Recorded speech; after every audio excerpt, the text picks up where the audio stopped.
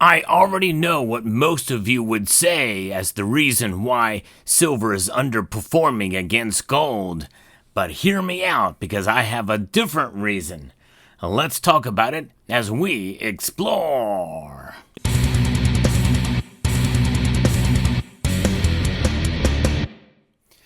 Silver's price compared to many other commodities, especially gold, has underperformed, and that has been frustrating for many silver stackers out there, myself included, believe it or not.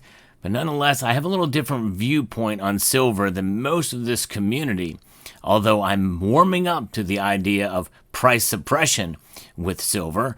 And even if you take everything into account as far as all of the smackdowns that we see, mostly on a Friday morning, in other places where there's a massive high-frequency trades to dump a lot of silver into the market, that seems to be somewhat of a constant.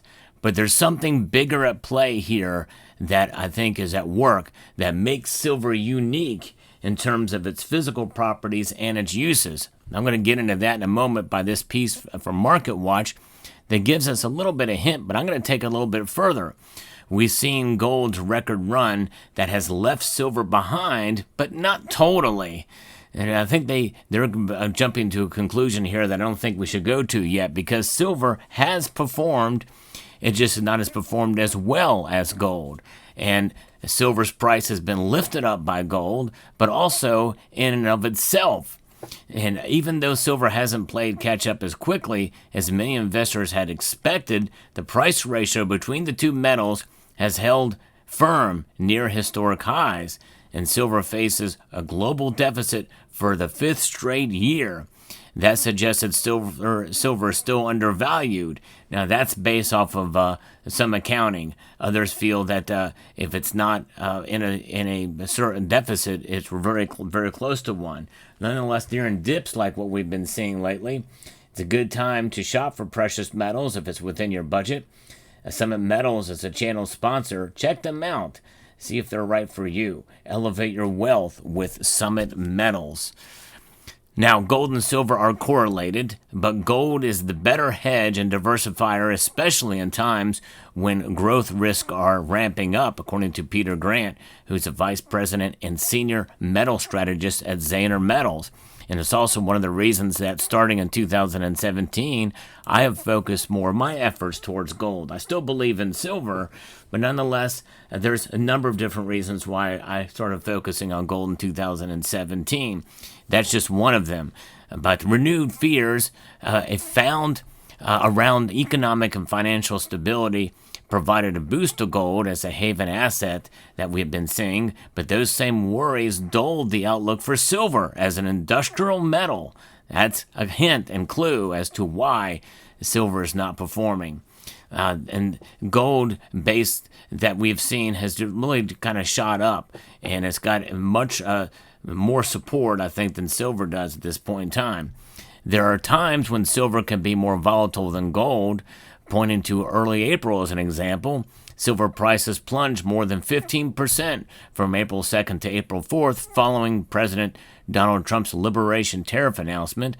Gold, meanwhile, fell roughly about 4% during the same period. Demand destruction on the industrial side can overwhelm heightened investor interest, and silver underperforms, according to Grant. Now, that's very basic, high-level analysis, but I want to dive deeper into that aspect because I think there's something at play here, because I don't think that the demand fundamentals have really gone away too much even during that period. It's perceived demand destruction. In other words, it's psychology playing a huge role. And this is why people think, well, if there's a recession coming, there's going to be less demand for silver. But I think if you look at the fundamentals and what's going on in the world of green energy, the Paris Climate Accords, which I know the U.S. isn't a part of, and we can agree or disagree with the premise behind it, but nonetheless, there is this push for green energy that really is not going away around the world, which is going to mean more demand for silver, which is going to be somewhat recession-proof, and if not, recession-resistant. Silver has over 10,000 uses, folks, and it's so versatile in its demand and its uses that there's going to be some factors of the economy that are going to be resistant to less demand for it because silver is used in so many other aspects that are utilized. Military applications is one of those. Of course, people speculate how much silver is needed for that, but wars, rumors of wars, are the things that definitely will tick up demand for this metal. So that's what we got to look out for. And I think that, in a sense, it is the perception of demand destruction that's at play rather than the destruction of demand itself. That, I think, is a psychological element here that makes me actually very bullish on silver, I think, in the grand scheme, because when they come to find out that it's not as bad as they think it could be, then I think prices will reflect that in due course. And so a pullback in gold can hit silver prices in a more amplified manner, as I've talked about, but Spina says he continues to see opportunity to snap up some silver at a better price, and quickly as the price tends to return higher too, according to Peter Spina. And that's especially true given that silver is suffering from a global structural market deficit. Global silver demand was expected to top silver supply for a fifth year in a row, according to the Silver Institute. Even CPM Group thinks that there's more demand for silver, and if it's very, very close to the supply, that they are coming to a head here. So while gold and silver prices have been volatile in recent weeks, the price ratio between the two, the number of ounces of silver needed to buy 1 ounce of gold, has held relatively steady at a key level at or near 100. And that has raised some questions itself.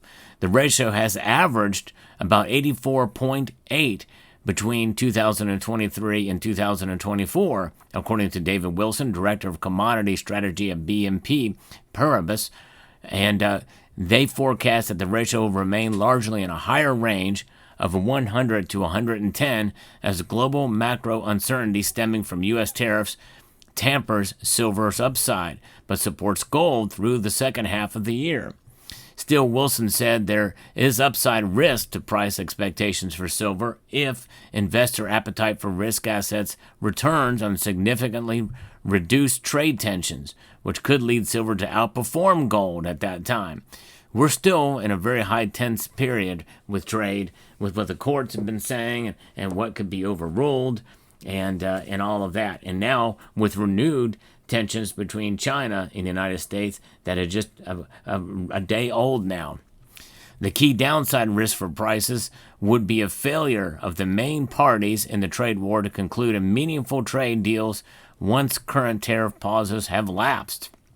For now, at around 100 and higher, the gold to silver ratio is flashing to the market that there is a sale on silver, according to Gold Seek Spina, Peter Spina, and I guess that could be the case. But remember, whenever you buy an ounce of this stuff from anywhere, including the channel sponsor here, Summit Metals, you have to understand and you should prepare for the possibility that the price could go down.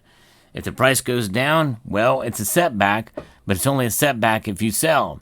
You hold on for the long term and will all work itself out to preserve your wealth over the long course of time. That's the motivation for buying silver, not to get rich or hope for any kind of massive moonshot for the metal. It's just not likely. It's not in the cards. And the gold to silver ratio peaked at about 106 to 1 after the stock market sell-off in April, according to Stephen Gleason, President and Chief Executive Officer at Money Metals. But at the current levels, silver is a major bargain for those with a medium to long-term investment horizon. The Sell America trade is still on, and that's giving gold and silver a tailwind. Given all the love gold has enjoyed lately from central banks and institutional investors, Asian investors, and others, Gleason said he does not rule out more gold outperformance versus silver, especially if we see a liquidity event in the credit markets and a general stock market crash. And I do agree with him on that. In other words, if those were to happen, be prepared for about 120 to 1 in due course of time. But that should not dissuade you from silver. And Xander Metals Grant says that the current gold to silver ratio suggests that silver is undervalued relative to gold. This may signal a buying opportunity. But silver has struggled on optics above $33. You expect to see more range trading for silver for now. If we could stay above $33 through the summer, I think that would be great. See how that plays out. If trade and growth risk moderate further, Grant said he expects silver to start outperforming versus gold, which would bring the gold to silver ratio down. And he says that is a more likely scenario. It's hit or miss. We really don't know. But nonetheless, the main reason is because of perceived demand destruction, which I don't think really is there. And even if a recession were to hit, I think silver may be spared once we level out from that recessionary period. And even if demand falls in other areas of industrial use that are sensitive to recessionary risk, there are other aspects of the economy that are recession resistance, and I think silver is going to shine there, which means that likely we're going to see silver's price not fall as much as you may think. So there you have it. Let me know what your thoughts are in the comment section below. I hope you found this video informative, insightful, and educational. Would like to extend a multitude of gratitude to each and every one of you for taking the time to watch, and encourage you to please rate, share, comment, and subscribe.